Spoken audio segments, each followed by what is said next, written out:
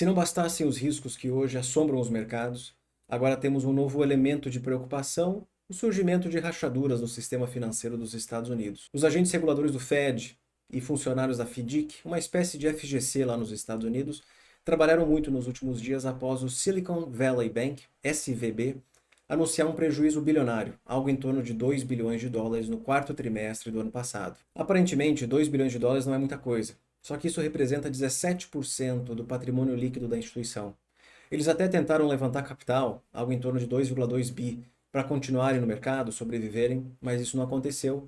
E logo na sexta-feira a FDIC anunciou a falência da SVB, o primeiro banco a falir desde 2020, que agora já tem outro nome, porque os seus ativos serão transferidos para o Deposit Insurance National Bank of Santa Clara. Essa é a segunda maior falência bancária da história dos Estados Unidos. Eu acho que esse episódio está apenas no começo, porque esse pode ser apenas o início de um grande abalo no sistema financeiro americano, e é sobre esse assunto que nós vamos falar hoje.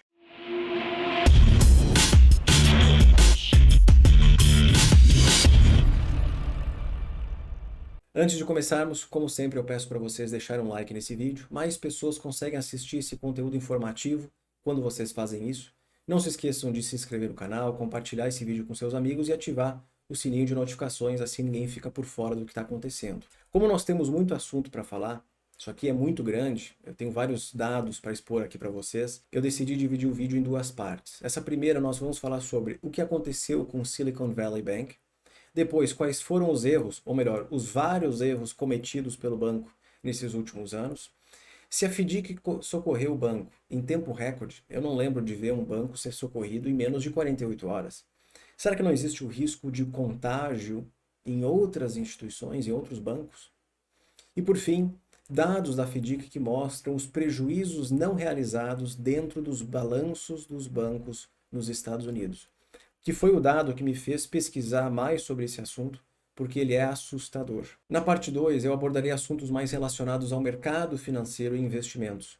Nós falaremos sobre quais bancos correm riscos semelhantes ao SVB, como os investidores podem se proteger de um colapso econômico ou algum abalo muito forte no sistema financeiro dos Estados Unidos, a instabilidade do sistema financeiro. Será que não pode forçar o Fed a mudar a trajetória da sua política monetária? De subir juros para cortar juros? De reduzir balanço para imprimir mais moeda? Será que existe uma probabilidade disso acontecer? E como o mercado digeriu essas informações, porque na quinta e na sexta nós vimos a maior queda de 2 dias dos Treasuries de 2 anos desde 2008, algo que é meio preocupante. Mas a parte 2 será um vídeo exclusivo para a comunidade de membros aqui do YouTube. Mas para fazer parte é muito simples, é muito rápido e muito acessível para vocês que se interessam por macroeconomia, mercados e investimentos.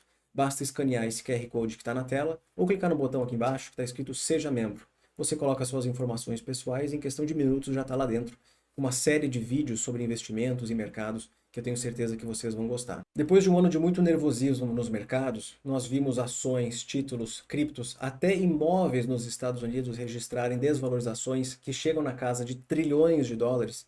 Estamos começando a ver os efeitos cumulativos da política monetária afetar tanto a economia real quanto o sistema financeiro dos Estados Unidos. Eu honestamente nunca havia ouvido falar no Silicon Valley Bank. Até achei que era uma instituição ligada a criptomoedas, como uma corretora, porque nós vimos no ano passado como que as exchanges elas sofreram num ambiente macroeconômico mais hostil.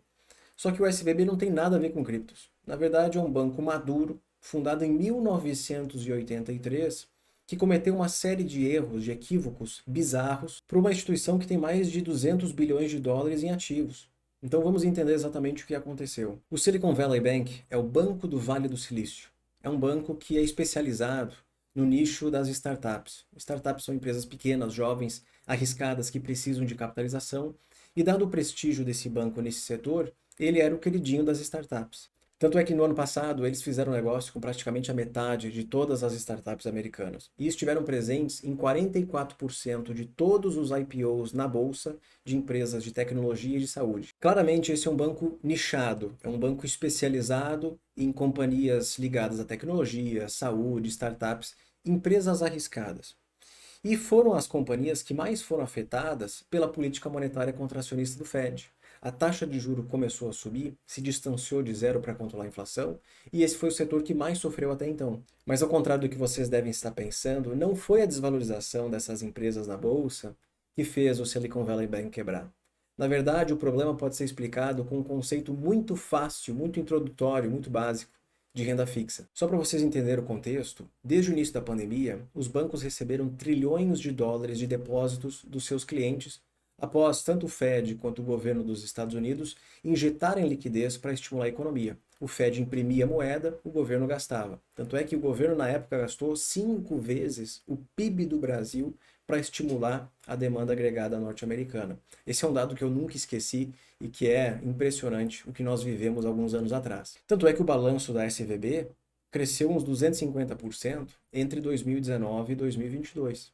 E esse dinheiro novo, quando entrou no banco, ele precisa ser alocado em algum lugar. O que vocês acham que o Silicon Valley Bank fez? Nada demais. Eles fizeram o que os outros bancos também fizeram. Compraram títulos conservadores de renda fixa, como por exemplo os títulos da dívida do governo federal, que são os treasuries, e também de algumas outras instituições governamentais. Nada mirabolante. Tudo isso para conservar o valor dos depósitos dos seus clientes. Mas a instituição cometeu dois grandes erros. O primeiro, pouca diversificação dos depósitos.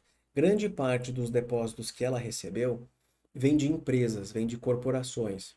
E principalmente de empresas que gostam de tomar risco, que são Venture Capital Firms. Companhias que têm apenas um foco, pegar recursos e investir em startups, que como nós sabemos, são instituições arriscadas.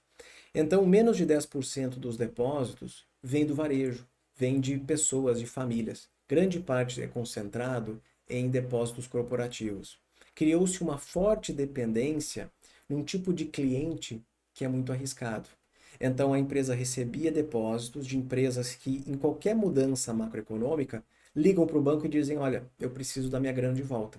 E o segundo grande erro foi que eles pegaram esses depósitos para comprar títulos de médio e longo prazo no mercado, sem fazerem a devida proteção, o devido hedge ao risco de variação do preço dos títulos. Segundo o balanço da empresa, a duration média, isso é o vencimento médio desses títulos na carteira, é de 6 anos. E como existe uma correlação negativa entre o preço de um título de renda fixa e a taxa de juros do Banco Central, o Banco Central foi subindo os juros para controlar a inflação e os preços desses títulos foram caindo. Então a empresa teve uma desvalorização dos seus ativos de bilhões de dólares. E como o Fed não subiu um pouquinho a taxa de juro, até hoje eles estão ajustando o juro lá fora, isso causou um efeito muito grave, muito grande no balanço da empresa. É um conceito básico de renda fixa, por exemplo. Tanto é que dentro do balanço de qualquer banco existe uma linha chamada prejuízos ou ganhos não realizados. É o equivalente a você, investidor, tem uma empresa, tem uma cripto na carteira que está caindo 50%. Você tem um prejuízo de 50%, mas você não vendeu ainda. É um prejuízo não realizado. Agora, você investidor, você manda nos seus recursos. Se precisar vender, vai lá, vende e já era. Ou se não precisar vender, mantém o prejuízo até, sei lá, um dia a empresa ela vai voltar, a cripto vai se valorizar. No caso do banco, ele não tem esse controle. Porque a qualquer momento o cliente pode ligar e dizer, olha, minha empresa não está bem e eu preciso dos meus depósitos, eu preciso do meu recurso de volta. E aí o banco é forçado, ele não tem escolha, ele é forçado a realizar o prejuízo dos títulos comprados. E aqui que está a sacada. Como esse banco ele tem uma exposição muito grande a startups, empresas de tecnologia, companhias que fizeram IPO recentemente, que foram as empresas mais negativamente afetadas pela política do Fed, esse é um setor que está precisando de liquidez, são empresas que estão precisando dos recursos. Então, grande parte da base dos seus depósitos estão precisando ser entregues aos clientes. E por isso eles precisaram realizar grandes prejuízos. Poderia ter sido muito maior. Existem boatos aí que o banco hoje não teria nem dinheiro suficiente, o patrimônio líquido dele não é nem o suficiente para pagar todos os prejuízos da carteira da instituição. Aquele prejuízo que eu havia mencionado, de quase 2 bilhões de dólares, já representa 17% do patrimônio líquido da instituição. Tanto é que na sexta-feira o banco foi fechado. Agentes da FDIC e também do Fed foram na instituição e decretaram a sua falência. Isso é preocupante até que ponto? O fato é que essa é a segunda maior falência da história dos bancos norte-americanos. Só perde para o Washington Mutual, que aconteceu lá em 2008, uma empresa cujo balanço hoje ajustado pela inflação, chegaria a 400 bilhões de dólares, nesse caso aqui é 200 bi. Só que esse tipo de manchete, falando em manchete, eu só recebo notificações sobre esse assunto, gera muita desconfiança. Desconfiança de qualquer pessoa que tem uma poupança no banco e pode levar a um fenômeno que nós chamamos de corrida aos bancos. Os agentes da FDIC e do Fed agiram com muita rapidez. Eu acho que eu nunca vi uma instituição ser fechada em questão de 48 horas. Do momento que as primeiras notícias saíram até o fechamento do banco, eu acho que deu umas 48 horas. Eles fizeram isso para conter um possível contágio em todo o sistema financeiro americano. Eu já informo vocês que acabou de sair uma notificação aqui que o Fed anunciou uma reunião excepcional para segunda-feira de manhã. Não é uma reunião emergencial, é excepcional, é diferente. Eu não sei qual é o tema, qual é a pauta dessa reunião, mas é bem provável que seja algo relacionado ao colapso da SVB e os efeitos disso no sistema financeiro internacional. Será que existe a possibilidade do Fed interromper a alta da taxa de juros ou até voltar a imprimir dinheiro? Eu acho que alguma coisa na política deles pode até acontecer, mais relacionado ao balanço patrimonial. Mas como eu disse para vocês, esse é um conteúdo que eu vou publicar exclusivamente para os membros aqui do YouTube. Mas o Silicon Valley Bank não é a única instituição com perdas não realizadas dentro do seu balanço. O motivo de eu ter pesquisado sobre esse assunto é que, segundo os dados da FDIC, o total de perdas não realizadas cresceu de 8 bilhões de dólares em 2021 para 680 bilhões no fim do ano passado. Essa imagem aqui eu acho que espanta qualquer pessoa. É o que me espantou. Aqui nós temos duas informações. Em azul, Securities Held to Maturity. Isso são ativos que o banco pretende levar até o vencimento. Dessa maneira, ele não tem prejuízo no meio do caminho.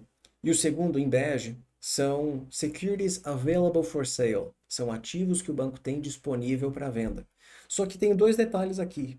Em ambos os casos, em ambos os tipos de ativos, os bancos teriam prejuízo, tanto naqueles mais líquidos quanto aqueles que eles pretendem levar até o vencimento. Se esse problema se espalhar para outras instituições, clientes que precisam dos seus depósitos, sejam empresas, sejam pessoas, isso pode se alastrar em todo o sistema financeiro. E o segundo detalhe é que essas perdas estão concentradas nos maiores bancos americanos. São 4 ou 5 instituições. A SVB, na minha opinião, foi uma infelicidade porque a empresa atua num mercado muito arriscado. É um nicho específico, ela é concentrada nesse nicho de startups e tecnologia que recentemente precisaram de recursos financeiros e a empresa teve que realizar esses prejuízos. Só que isso também mostra como os bancos não conseguiram ou não quiseram se adaptar a esse novo cenário macroeconômico que nós vivemos, porque essas perdas, elas cresceram em 2022. Quando a taxa de juros ela subiu. E é engraçado que a narrativa do mercado nesse período foi que a taxa de juros do Fed ia chegar em 3% e ia parar. Não, talvez 4%. Não, quem sabe 5%. E agora já se fala em 6% de juros. Então nós hoje estamos num ambiente macro completamente diferente daquele pré-pandemia.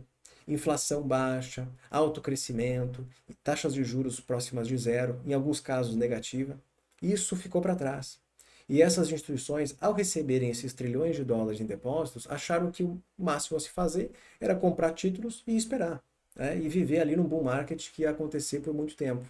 Só que os ventos eles mudaram, e muito, nos últimos anos. Então, para quem gosta de investir, gosta de escolher ações específicas, fundos imobiliários, títulos de renda fixa, tenham muito cuidado ao selecionar ativos individuais, porque é uma tarefa que não é fácil, ela é bastante técnica, requer um aprofundamento muito grande. Não é só olhar ali o ROIC, ROI, dividend yield, o histórico de pagamento de dividendos. Aqui nós estamos fazendo uma análise muito profunda no sistema financeiro americano, para vocês verem que investir não é fácil. Muito obrigado e até mais.